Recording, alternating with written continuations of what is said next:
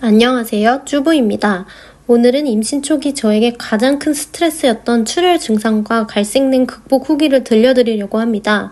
우선 현재 저는 지금 임신 14주 차에 접어들었고 출혈은 임신 5주에서 7주 정도까지 있었고 갈색냉은 8주까지도 증상이 있었어요.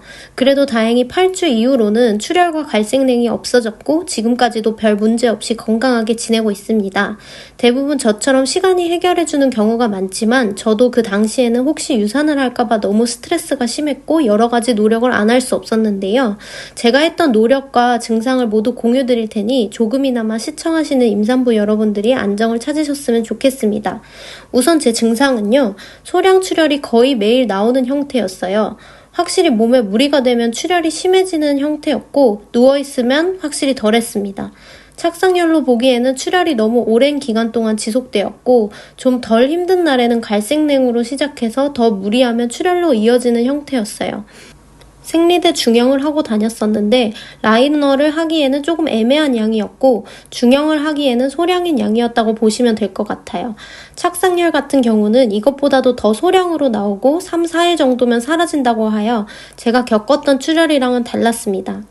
제가 했던 노력을 말씀드리기 전에 드리고 싶은 말씀은 너무 인터넷에 부정적인 글을 찾아보지 마시라는 점이에요. 실제로 제 주변에도 저와 유사하게 부정출혈이 있었던 경우가 꽤 있었고 심지어 저보다도 출혈량이 많았는데도 출산까지 큰 문제 없었던 사례들이 많았거든요.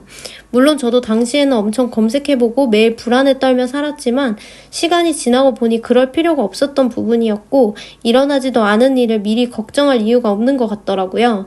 그래서 어려우시겠지만 부정적인 글을 찾아서 보시거나 유산을 너무 검색하시지 않았으면 좋겠어요. 당시에 제가 했던 노력을 하나하나 말씀드려 볼게요. 우선 저는 병원 2곳에 방문하여 진료를 받아보았어요. 한 병원은 대학병원으로 제가 출산을 염두에 두고 정기검진을 다니고 있는 병원이었고 한 병원은 건물 전체가 산부인과인 좀 큰 개인 병원이었어요. 제가 두 병원에서 같은 증상에 대해 진료를 받으며 느낀 것은 의사 선생님마다 차이가 있겠지만 대학병원은 극초기의 증상들에 대해서는 큰일이 아니라고 생각을 하는 것 같았어요. 수정을 할 때 출혈이 발생할 수 있는데 고여있던 출혈이 나올 수 있다고 선생님께서 설명을 해주셨는데요. 당시에는 워낙 고위험군 환자들이 많고 극초기부터 대학병원에 다니는 분들이 거의 없다 보니까 대수롭지 않게 생각하시나 싶기도 했었는데 지나고 보니 이 말씀이 맞았던 것 같아요. 아무쪼록 당시 병원에서는 별다른 조치 없이 무리하지 마라 정도로만 얘기를 들었어요. 반면 개인 병원에서는 아무래도 좀 더 신경을 써주고 심각하게 얘기하더라고요.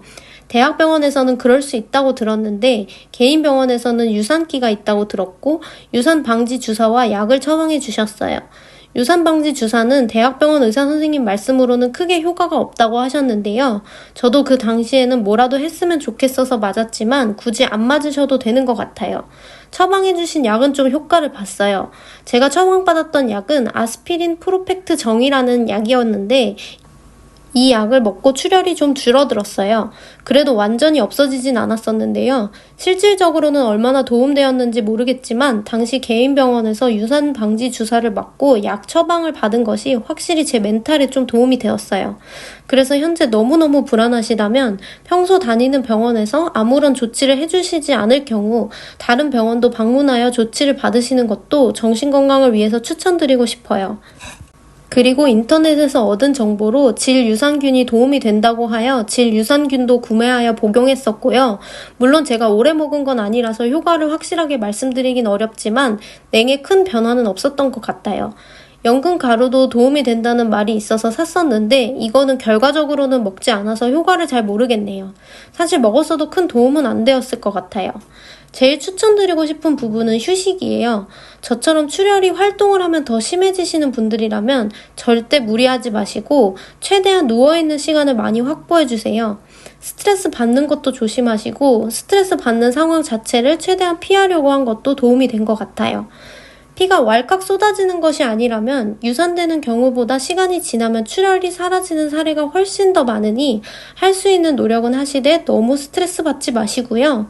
계속 신경이 쓰이신다면 병원을 자주 방문하는 것은 산모의 정신건강을 위해 추천드립니다. 저도 그 당시에는 거의 일주일에 한두 번씩은 갔던 것 같아요. 임신 초반이 여러모로 걱정이 많고 갑작스런 몸의 변화에 스트레스가 심할 때인데요. 그래도 잘 극복할 수 있으니 아기를 믿어주시고 긍정적인 생각으로 보내시길 바랄게요. 영상이 도움되셨다면 좋아요와 구독 부탁드립니다.